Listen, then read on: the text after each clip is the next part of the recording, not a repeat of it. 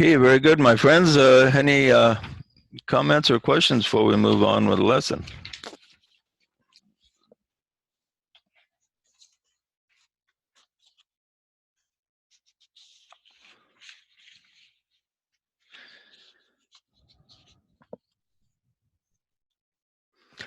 Okay, we're continuing rule 15 of white magic. The fires approach a shadow, yet burn it not. The fire sheath is completed. Let the magician chant the words that blend fire and water. Beautiful words. We're going to be exploring them by the time we've finished this section. We're talking about the new group of world servers, and they're divided into three different sections. The first section are those which are fairly enlightened people. They have a sense of mission. They have a sense of picking up higher will, but maybe they don't understand it completely. And a lot of these don't know who they are, but these are planted everywhere throughout the planet in all kinds of different organizations. And they had a mission before they came to this earth. They actually planned out their lives and planned to be an agent to improve humanity and influence people so that their thoughts would be directed toward the principles that will create the new age of peace, the age of Aquarius that we are approaching. So a lot of these people in all different organizations, and some of them we wouldn't consider enlightened. They may be political organizations, businesses, um, lodges, um, politics, all kinds of science, education. Um, they may be in places we do not consider even enlightened. It's interesting that a lot of people just think if a person is enlightened, he's going to work with spiritual groups or religion or metaphysics or something like this. But the agents of enlightenment have incarnated everywhere, and so they're trying to influence wherever they are. They're trying to influence toward good. And a lot of these people that are in the new group of world servers that are in tune with other world servers on a subtle level don't know who they are. You know, people in this group, I'm sure a number of people in this group would be considered members by the hierarchy, and you may not know who you are. You may not know what your mission is completely, but all of us have some type of soul mission.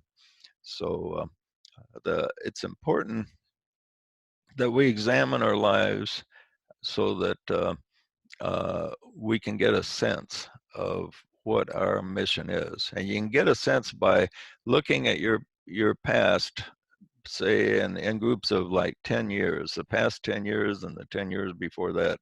And where has your life led you? What has come into your life that maybe you didn't specifically expect, and things like this. These are all clues as to your mission and where you're supposed to be heading. Because our clues, a lot of our clues are given in just daily life, and oftentimes we're just too dense to recognize clues given to us by our own souls. But this group is all over the world, and in every group, and even like say you pick a born again Baptist religion down there that a lot of people don't consider enlightened, you'll have new group of world servers people even in those type of groups. uh, Even among atheists groups, you may have some. So decent people with a high connection to soul can wind up being most everywhere. Of course, an atheist can only go so far this, as far as the soul connection goes. But there are A lot of atheists are more evolved than people that consider themselves spiritual, because they're just going through a struggle trying to figure out what's real and what isn't. A lot of them are very sincere. Okay, so he says then the next group of world servers are people that are more enlightened, and most of these know who they are. Not all of them know who they are, but these are more sensitive and a little bit more telepathic, in the fact that they can sense that they are a member of some type of spiritual group. They may not understand it completely, but they have a higher sense about them, and these people are actively working to try to bring in the new age. And so these are people that are like teachers or innovators or workers that are trying to do something that they understand will benefit humanity.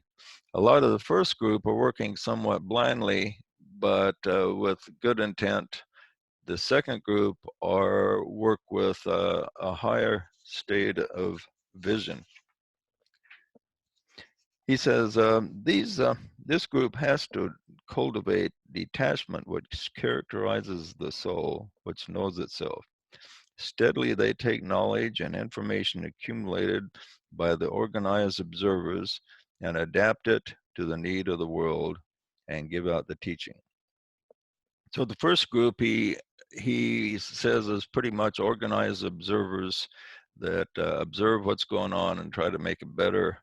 The second group adapts it to the need of the world and gives out the teachings and the information. They write books, they give lectures, they work in organizations and try to influence. He says they may be well-known teachers or writers, or but do not seek glory and are willing to work with or without recognition. Doesn't really matter to them. Whereas the person with a strong ego working for glamour, he always has to get lots of glory, or else he doesn't have much motivation.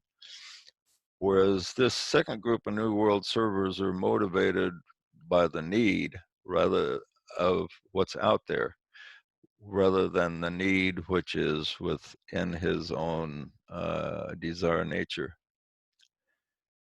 The second group, he says, are sensitive to the vibrations of others, and this often causes stress.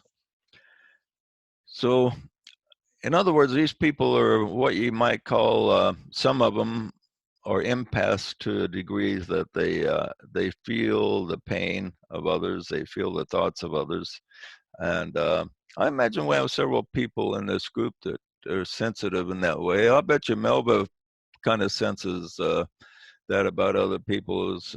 Am I right there, Melba? Do you sense the pain of other people? Is she here?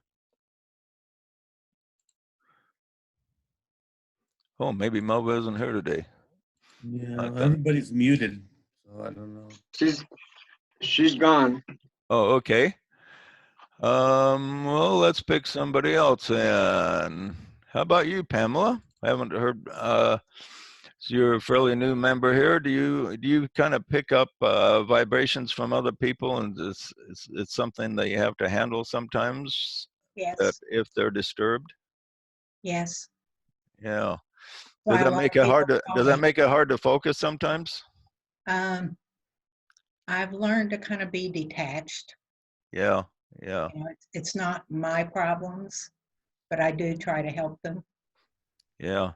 And he says this is a problem with the new group of world servers, is they're so sensitive. They have to go through a period where they're picking up thoughts of others, and a lot of thoughts from others are the most powerful. Some of the most powerful thoughts of other people is when they're in a depressed state or a very disturbed state. Makes their thoughts quite powerful and easy to pick up.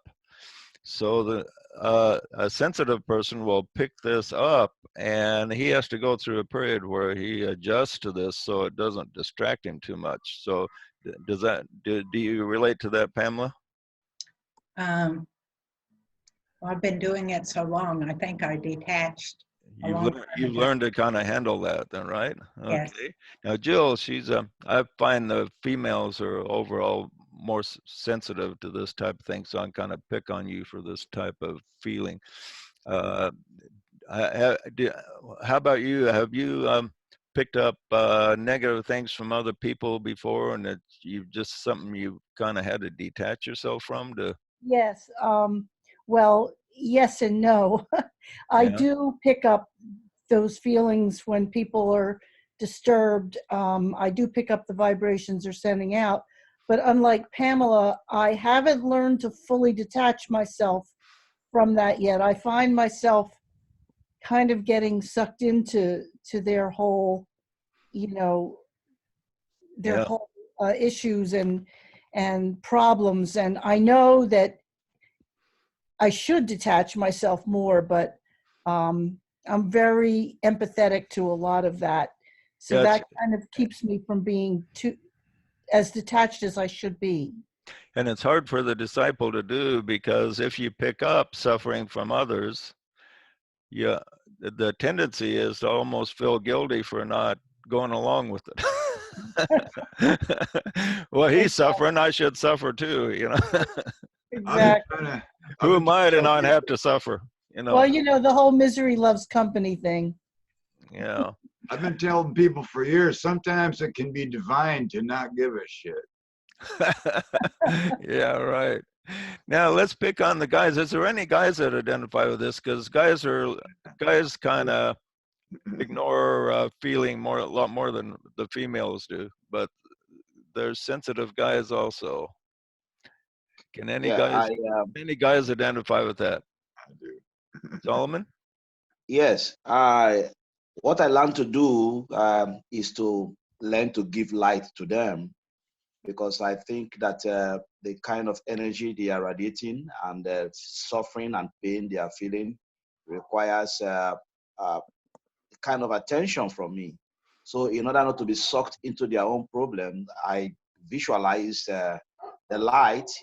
And if I have some of my simple mantras to say, I just say those mantras that Yeah, the releases song of the light from them. 144,000 is good to say to neutralize that to a degree. Yes, Yeah. exactly. Oh, by the way, is this your wife, Grace? Yes, Oh, yes. well, nice to meet you, Grace. You want to say hi to everybody?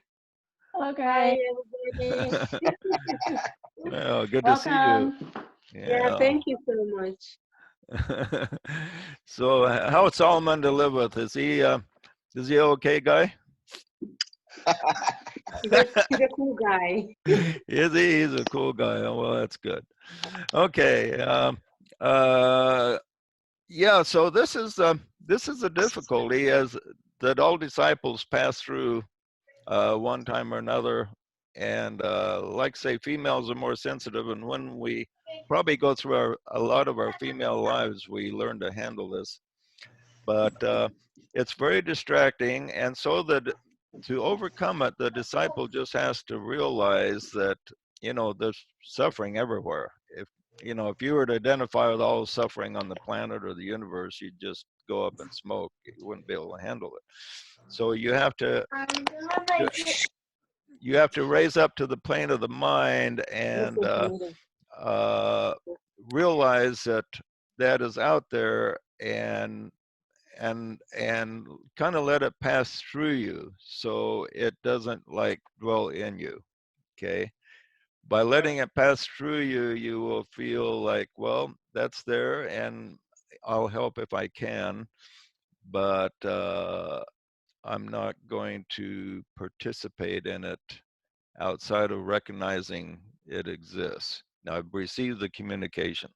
Okay, and this is a hard lesson for disciples to learn, and it's a struggle that no teacher can tell you easy way out. It's just something the disciple has to go through and learn.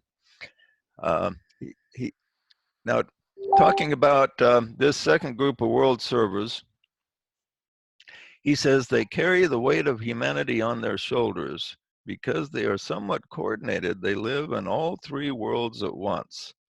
All three worlds meaning the physical, emotional, and mental. And this few can do. They are aware of the urgency and of the present opportunity, and also of the apathy of the many. And for these reasons, they work under terrific pressure. Okay, so the world servers of which we aspire to be, they work under great pressure because they realize how dense everybody is out there, the apathy that's out there, um, all kinds of problems that's out there, and they have to just deal with these things, and eventually they um, are able to put everything in the right perspective so that they can move forward. And when they put everything in the right perspective, I like to call it placing everything in its right place. When the disciple is able to do that, then he can move forward and be extremely productive. And this is what we all have to learn. Okay, any comments or questions on what we've covered here before we move on to the next? Yeah, I've had about 10 or 12 clients that have had a spouse die in the last 2 or 3 months, and I'll call Wow. them. Yeah, because I prune their fruit trees. Well, I'd sure like to have you come out.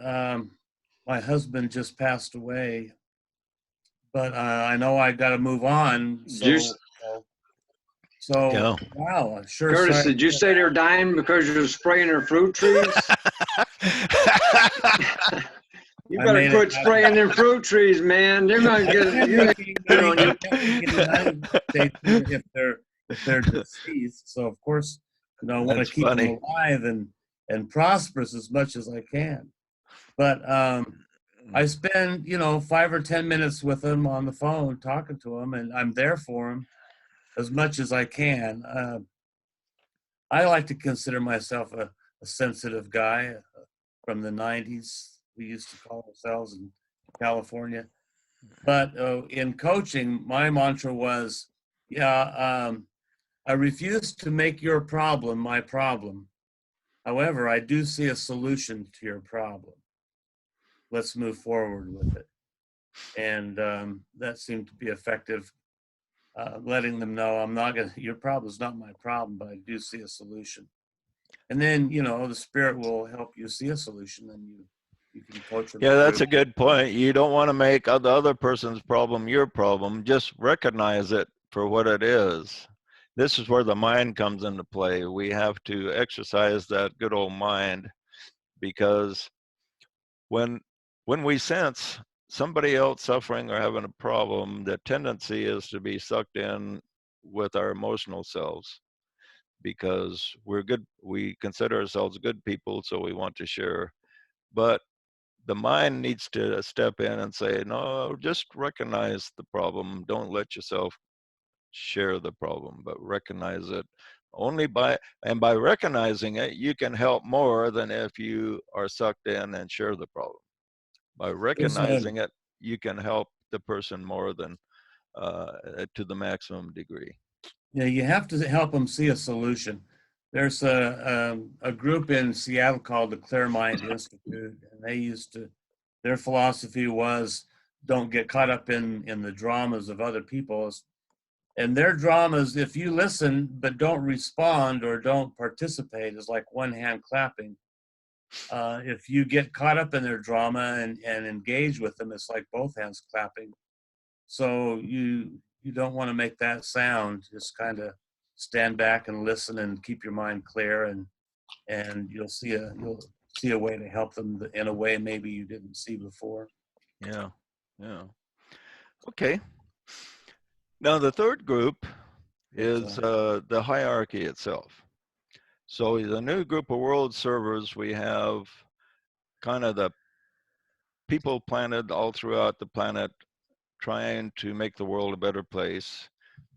but a lot of them don't really know who they are. And then we have people that are more knowers that recognize that they're have some type of spiritual group connection. They're empathetic. They can tune into things, and they know there's a higher purpose that needs to be accomplished. And then we have the hierarchy, which is composed. He says they're called the elder brothers of the race, the masters of wisdom, the cloud of witnesses, Christ and his church, Superman. They've been called all kinds of names in the past, he says. He said they care not for titles, but seek to transmit the will of God to the planet.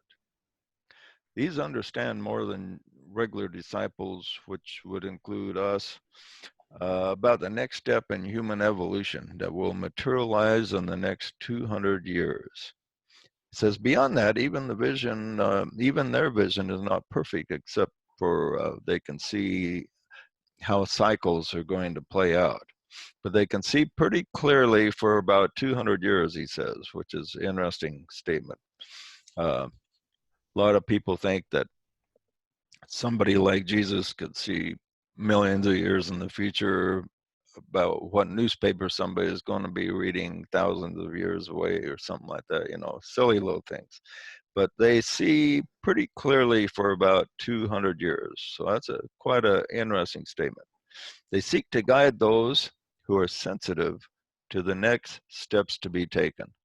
In other words, for the next 200 years, seeing that clearly is important, because planning for the next 200 years, if we plan successfully, then the next 200 years will kind of take care of itself. So planning ahead for 200 years is an important point here. It says, beyond this triple group stand the thrones, principalities, and powers with whom we not concern ourselves.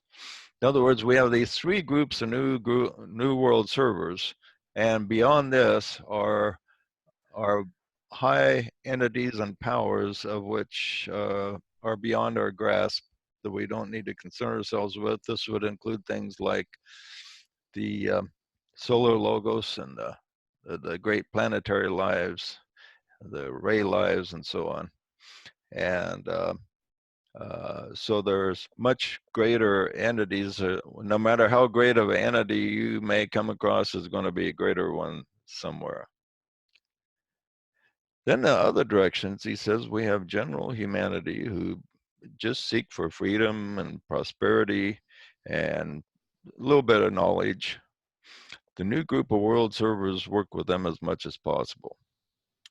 So for average humanity, they just want to get along, make a living, get new cars, have a decent house, get married, have children.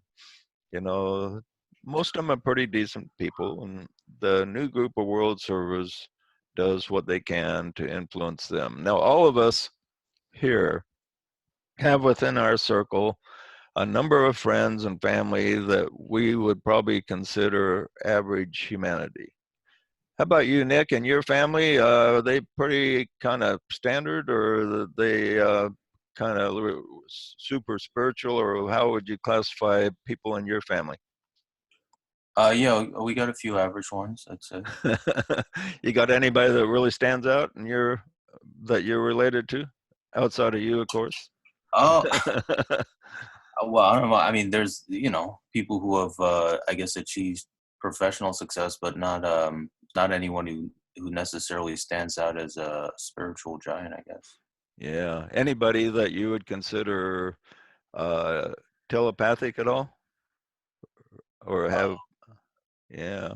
So that's kind of way most people probably kind of respond. Most of your family are pretty decent people.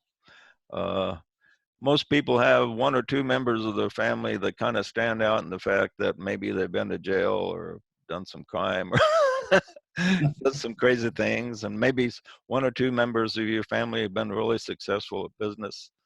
But oftentimes, maybe one or two others, like in my family here, I have two people in the family interested in the work, Curtis and his sister Sue. And so I'm kind of lucky there, because oftentimes many people in the new group of world servers don't have anybody in their family that's interested in the spiritual work at all. Let's pick on somebody else here. How about you, Pamela? Anybody in your family interested in the spiritual work? Yes, I have a twin sister.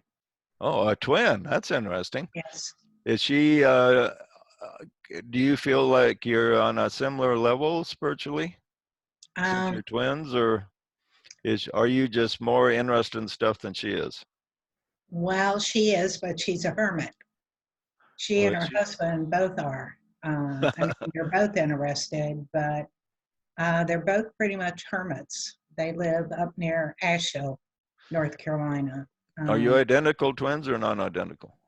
One doctor said we were, and one said we weren't. But when Really? we had braces put on our teeth in junior high school, they couldn't tell the impressions apart. Really? That's interesting. Do you kind of pick up thoughts from her a little bit? Or do you feel a connection with her? I think it was more so when we were younger Yeah. that, you know, we would be talking and maybe fix the same thing for dinner, or we would buy the same clothes, or, you know, that type of thing. But she's not really engaged socially. Neither Yeah, one yeah. of them are. Yeah, interesting. So all of us have family members that are, some of them are, a lot of them are probably, I would say that most of people here, when they look at their family, probably they'd say 80% of them are pretty much standard, you know, regular citizens out there. And so, but why are you planted in your particular family? Your soul sent you there. You can be an influence on them to stimulate them toward positive thought in some way.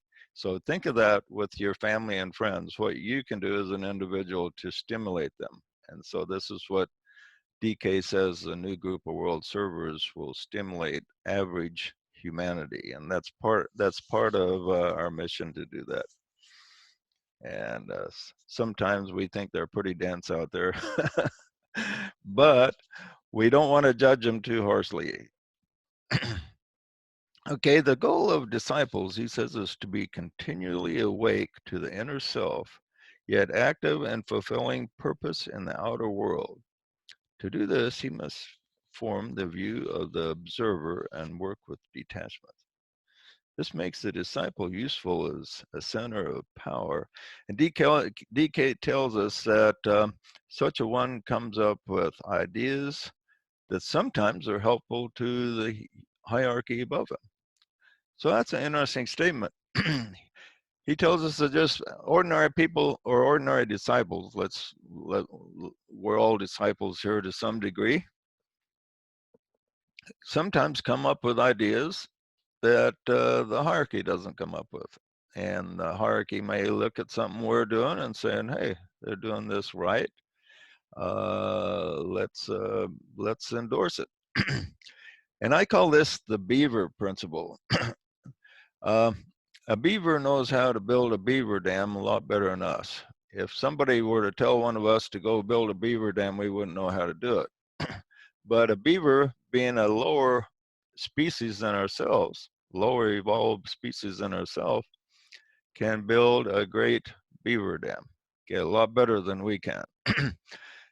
So there's certain things that ordinary humanity, or say disciples on our level, can do, where we're mixing with humanity, where we understand humanity and understand how others think, that we can do things better than the hierarchy could if they were here. Okay, let's suppose if DK came in your position right now, he may bungle a few things because his consciousness has been somewhere else. So there's certain things that we can do that nobody else can do. Certain things beaver can do that nobody else can do. Certain things a cell can do that we wouldn't have a clue as to how to do. So Every living thing has its purpose, and every living thing can do things that other living things cannot do. So don't think that God or the masters or Jesus has to come do everything for you. You know, we're put here to do a mission that only we can do. So we need to find that those elements that we can do, that we're supposed to be doing, and then do them before we end our lives, or else we'll have to come back and practice doing them all over again. And we don't want to do that. We want to move on to something higher in our next life. Okay, any comment on that before we move on?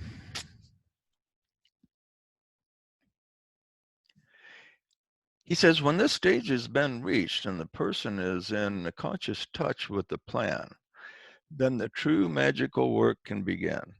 Men and women who are beginning to live as souls can undertake the magical work of the new age and can inaugurate those changes and that rebuilding which will bring about the manifestation of the new heavens and the new earth, to which all the scriptures of the world bear eloquent testimony. They can then work with forces and etheric matter and so bring into being those physical plane creations and organizations which will more than adequately embody the life of God in the Aquarian age, which is now upon us. It is this stage to which this rule applies. Okay? So, interesting statement here. So, all the scriptures of the world have talked about a great age where evil is under control and the good is highlighted, and brotherhood and goodwill to love and goodwill to humankind reigns supreme. And this is where we're all working toward. Okay, can you think of some people? He talks about people that have done magical work. Have you seen anybody do magical work lately? What do you think he's talking about? Do you think he's talking about like turning water into wine out there, or maybe something else when he talks about uh, disciples doing magical work? Well, anytime you help a person raise consciousness, you're doing magical work. Yeah. And if you can stimulate their senses or their centers, or in a positive way, you're doing magical work. Yeah, let's take, for instance, the iPhone and go back in time to 1934 when this was written. And somebody shows the iPhone to Alice A. Bailey. Do you think she would think that was magical, that this thing was created? It would look like a piece of magic, wouldn't it, back in 1934? And so we've, with some a lot of our greatest minds have put their minds together to produce magical things that have transpired in the way of inventions. Inventions is perhaps the most obvious source of magical manifestation from great minds. And now we're looking at the quantum world where there's even greater magic. If we can develop quantum mechanics, the prediction is it's going to give us almost powers of magic compared to what we've had in the past. So if we are able to master quantum mechanics, we're going to see things transpire that are very fantastic. Now, on the other hand, there's other magic that takes place, magic and healing, magic and relationships, like Curtis was talking about, inspiring other people. So magic can appear in many different levels. Um, it's somewhat magical sometimes just to get maybe your kid to do his chores. But just arranging things, influencing people, it almost takes a magical technique to get a person to take a step he wouldn't normally take, because we're so ingrained in our own little ways that it almost takes a touch of magic to change a person's mind or direction. And some people have that ability, but that ability is kind of rare. It's the turning of thoughts into things. It's like, it's a magic. Yeah, yeah, yeah. And they're independent businesses are developing space flight now, and plan on going to the moon and Mars and building communities. That's going to be take a magical type of thinking to make that happen, and other things. Okay, both the light and the dark side, he says, use the basic principles in these rules that he's given out. And so the difference between the two is that the light side uses magical techniques to improve the world, and improve society, improve others, and help others, and in service. Whereas the dark side uses it to benefit their own ego, their own self. One is selfish, the other is unselfish. That's the biggest difference between the two in using these rules of manifestation. So you'll have, for instance, people invent something that is considered magical that's used for destructive purposes, and others for service to humanity. And we have that with an atomic bomb, that atomic energy. Atomic energy could be used to free the world of drudgery, or it could blow us up. So we can go the light side or the dark side with that piece of magic. And he talks about the shadow stage. He says, is the dim, uncertain period which is found prior to the dense and concrete manifestation. It's technically called the stage of waxing and waning of the nebula. And this stage precedes the appearance of the more stabilized and relatively static exoteric form. In the formation of a solar system, this is recognized as the preliminary period and can be seen going on in the starry heavens. What's interesting, he says, this can be seen going on in the starry heavens, and take a look at behind me here. We have a nebula that this is what DK was talking about. This was created from a large, can you guys see that? I can't see my own picture here right now. Where am I at? Yeah, let me turn that a little bit. There's the Eye of God, the nebula, which it was an exploding star. When young stars are often very large, and they get so large that the center has such a tremendous pressure that it causes the star to explode.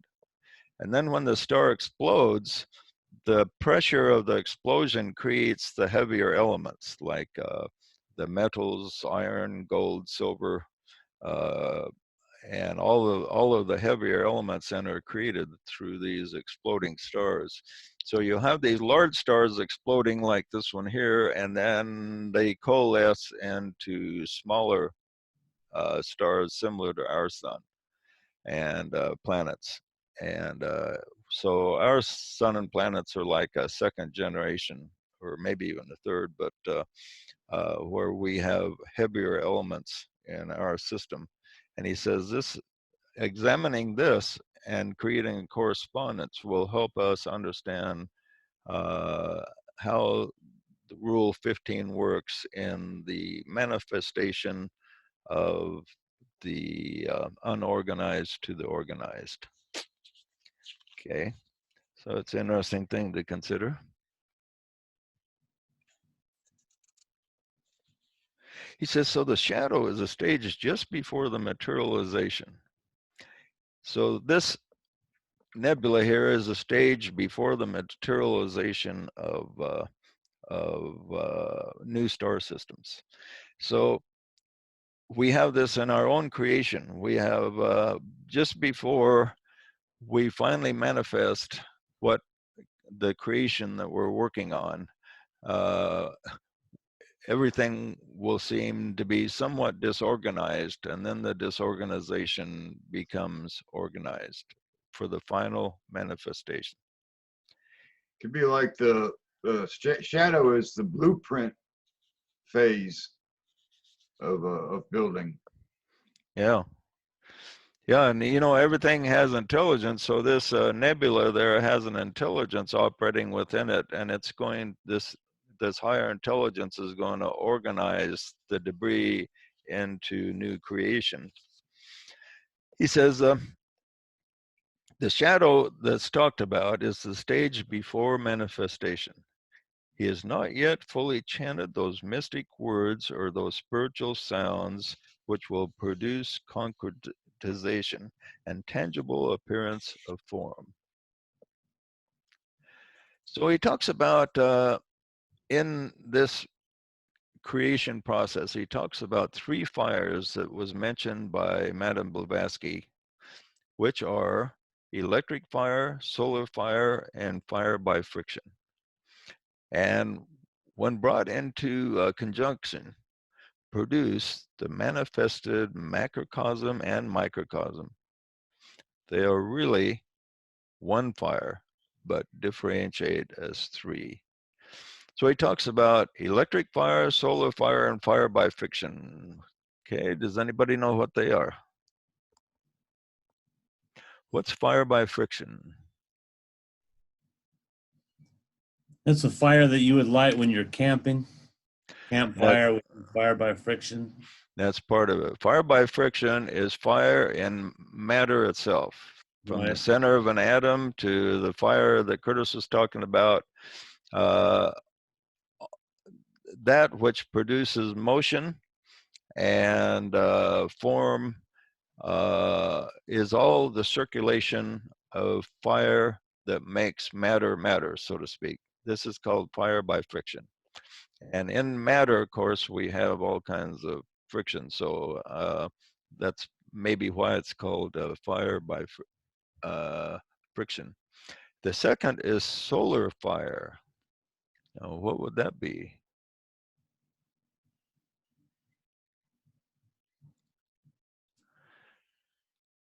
That's connected with your higher self. Where your solar angels dwell is in, fire is connected with life. So we have life manifesting in the physical plane, and that's called fire by friction. And then we have life manifesting in what's normally called the spirit world, wherein our higher self dwells. And this life essence is called solar fire, and it's just a fire and living essence of a much higher vibration than we have here on the physical plane. So it's the circulating energy wherein the higher self dwells. Okay, and then the third fire is I think called, it's all, what's say? I think it's also referred to as the Agni fire. Yeah, Agni is the Lord of Soul Fire. fire. Yeah, Agni is called the Lord Right. of the Fires. Okay, The Agnosarians. right. And then the third is electric fire. And this is a fire connected with pure spirit wherein the monad dwells, the highest part of ourself dwells. So we have this electric fire, which is of a higher vibration than the fire where our soul or higher self dwells. So we have these 3 fires. And he says all the 3 fires are really just one fire, but they're kind of like aspects of the one fire. And and the fire is very closely associated with the life essence. Our very lives are a fire. Okay, your life essence is a fire that's somewhat differentiated from everybody else's fire, so to speak. So So when you, let me ask you this: when you eat a meal, that releases, you have different chemical reactions that create friction through your system that release heat. Would that be fire by friction, the release Right, of that's fire by friction. Everything connected with matter, from prana to the food we eat, anything that produces motion is caused by fires. And yeah, on the physical plane level, the food is a really good essence. You eat food and the food is transmitted into warmth that warms your entire body, and that's by fire by friction that causes that to happen. That's why some books say I it's think, better to eat meat in the winter because it's denser and releases more heat.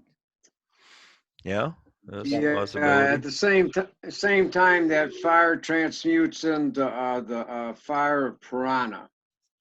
It's a fire by friction, which creates the vitamin molecule distract or division. But on the other flip side of on the spiritual essence, it's the piranha. It releases the fire of the piranha, Right. which is our life vital.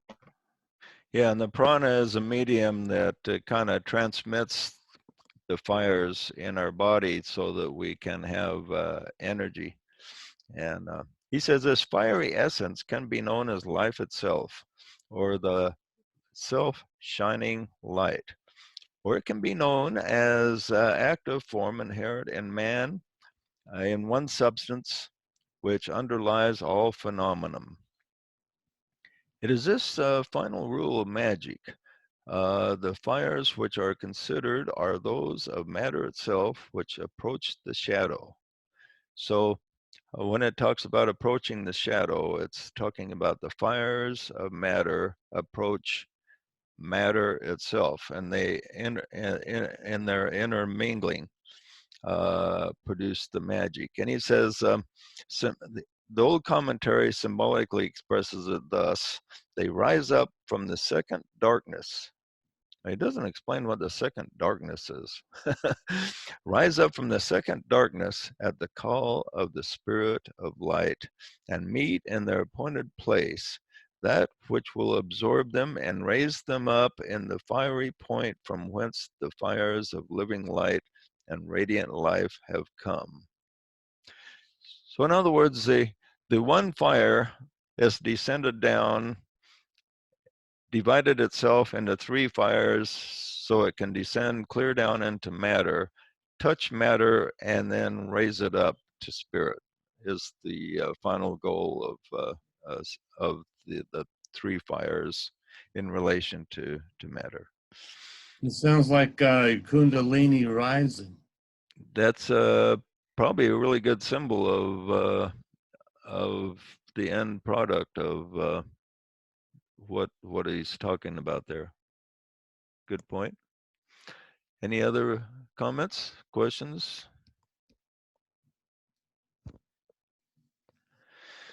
Okay, we'll leave it off there. And the next section is called the negation of the great illusion.